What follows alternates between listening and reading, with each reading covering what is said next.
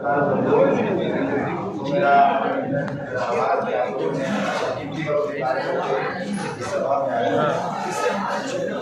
आज का बेसिक मुद्दा ये है कि हम झारखंड युवा अधिकार मंच जो हमारी वो आपके सामने रख रहे हैं, जो युवाओं के अधिकार के बारे में बात करेंगे, जो ये युवाओं का अधिकार की बात करेंगे और युवाओं के रोजगार और उनकी समस्याओं को हमारे लोगों के बीच और सरकार के बीच रखेंगे।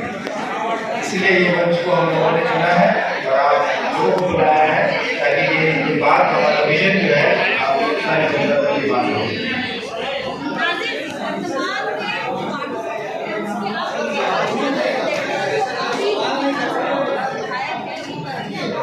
देखिए, मैं पिछले 2 महीने 4 दिन से मांडू विधानसभा में घूम रहा हूँ, डोर टू डोर कैंपेन कर रहा हूँ, एक पंचायत से एक गाँव जा रहा हूँ और यकीन मानिए मेरी आंखें भर जाती है जब 40 साल उसने राज किया हो और वहाँ पर भी लोग, गरीब लोग मतलब पीने के लिए चूहा का यूज कर रहे हैं, स्वास्थ्य हॉस्पिटल जाने के लिए 4-4 घंटा एम्बुलेंस का वेट करते हैं। जोबर जैसे पंचायत में जो कि विष्णुगढ़ है जहाँ पर 10th क्लास और 12th क्लास है ही नहीं, तो स्वास्थ्य, शिक्षा, रोड सब प्रॉब्लम है। अगर हम ये सही नीति से काम करें, सही नीयत से काम करें तो उम्मीद है कि हम लोगों तक उनके प्रॉब्लम्स को, उनकी समस्याओं को दूर कर सकें। ऐसा क्या लगता है कि आपको लोग वोट करेंगे राजनीति में सकेंगे? देखिए, मांडू विधानसभा के लोगों का मनोबल वाकई टूट गया है। वो एक नया चेहरा तलाश कर रहे हैं क्योंकि अभी तक उनका चेहरा नहीं था। आज उनके पास चेहरा भी है, एक शिक्षित उम्मीदवार भी है जो उनकी समस्याओं को सुन रहा है, उनके साथ बैठ रहा है, उनकी बातें सुन रहा है, क्योंकि अभी तक 40 सालों उनके साथ बैठ के उनकी समस्याओं को सुनने वाला तक नहीं था।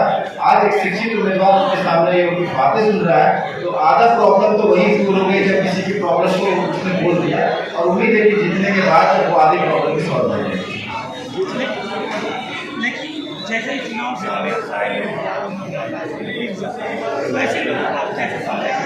मैंने अपने जनता को, अपने मांडू विधानसभा को समझाया है कि जो लोग राजनीतिक पार्टियां देंगे उससे बच के रहें, क्योंकि अगर कोई भी राजनीतिक पार्टी कोई भी अगर लोग देती है आपको किसी भी चंद पैसे के रूप में, अगर जो आप कह रहे हैं पैसे के रूप में, तो 5 साल में 1825 दिन होता है। अगर कोई भी आपको प्रतिनिधि 5000 रुपये भी देता है तो एक दिन का 2.5 रुपये होता है। ये आपको सोचने का, विचार करने का कि 2.5 रुपये का जमीन में आप देने को तैयार है, क्योंकि 5 साल में मुख्य विधायक या कोई भी बंदा आपके सामने दिखेगा नहीं। तो अगर आपकी जमीन आपका औकात अलाउ करता है कि हम 2.5 रुपये में बिक जाए तो ये जनता कबूल नहीं करेगी। और इसको ये आईना मैंने दिखाया है जनता को कि एक्चुअल में माजरा क्या है, और इसीलिए जनता मुझे पसंद कर रही है और इसमें बदलाव के लिए मैंने पूरा संकल्प ली हुई है। आने वाले विधानसभा में कितना चैलेंजिंग है कि आप एक नया फेस है? बिल्कुल चैलेंजिंग तो है, लेकिन मैंने पहले ही बोला था ये मांडू विधानसभा मेरा घर, मेरी पैदाइश है यहाँ की। तो जब घर में कोई लड़ता है तो घर वाले उनका साथ रहते हैं। तो उम्मीद करता हूँ कि जिस तरह से मैं चैलेंज दे के उतरा था 2 महीना 4 दिन पहले, वो आज मुझे चैलेंज नहीं लग रहा है, आज मुझे वो प्यार लग रहा है और ये प्यार आपको आने वाले इलेक्शन में मिल जाएगा।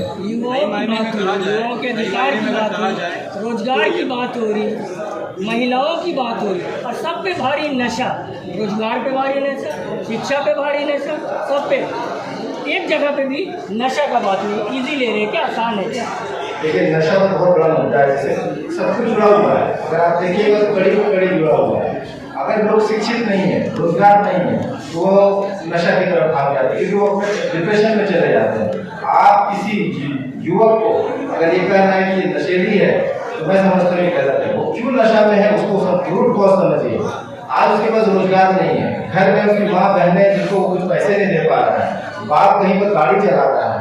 तो ऐसे व्यवस्था में एक ही उपाय है कि अगर आप उनको रोजगार से जोड़ दीजिएगा, शिक्षा से जोड़ दीजिएगा, तो ये नशा पूरे अपने आप बंद हो जाएगा। जीत हार एक अपनी जगह पे है, किस तरह से जो है लोगों को लेकर के चलेंगे, क्योंकि आप देख रहे हैं कि क्राइम का ग्राफ भी बढ़ रहा है, जगह जगह पे जिस तरह से मॉब लिंचिंग का भी मामला उठा है, तो किस तरह से जो है उसका समाधान आप लोग कीजिएगा उसमें? सर, जनता में जागरूकता फैलाएंगे और ये जातिवाद खत्म करवाएंगे तो उम्मीद है कि ये जो लड़ाई झगड़े होगा, क्योंकि जाति से विकास नहीं होगा सर, शिक्षा से होगा, और रोजगार से होगा। क्योंकि चुनाव से पहले बहुत सारे ऐसे चेहरे आते हैं, लेकिन चुनाव खत्म हो जाने के बाद जो है एक तरह से कहा जाए कि विलुप्त हो जाते हैं। तो क्या लगता है कि उसी तरह से सर, आप भी मैं मतलब पहले भी बोला कि मैं राजनेता नहीं बनने आया हूँ, ये मेरा परिवार है। मैं हारून या जीजू वो अलग मामला है, वो नसीब का मामला है। बोलते हैं कि मंजिल मिले ना मिले ये किस्मत की बात है, हम कोशिश भी ना करें ये भी गलत बात है। मेरा काम है कोशिश करना सर, बाकी ऊपर वाले तो हैं। क्या लगता है ये सिर्फ एक शेरो शायरी है या हमेशा मतलब इस तरह का मतलब आगे काम कीजिएगा? नहीं, बिल्कुल सर, वो वक्त बताएगा, क्योंकि भविष्य काल कोई नहीं देखा है। मैं आपको उम्मीद दिलाता हूँ, वादा करता हूँ कि मैं हमेशा हारूं या जीतूं, जनता के बीच में नजर आऊँगा। चलिए बहुत अच्छा।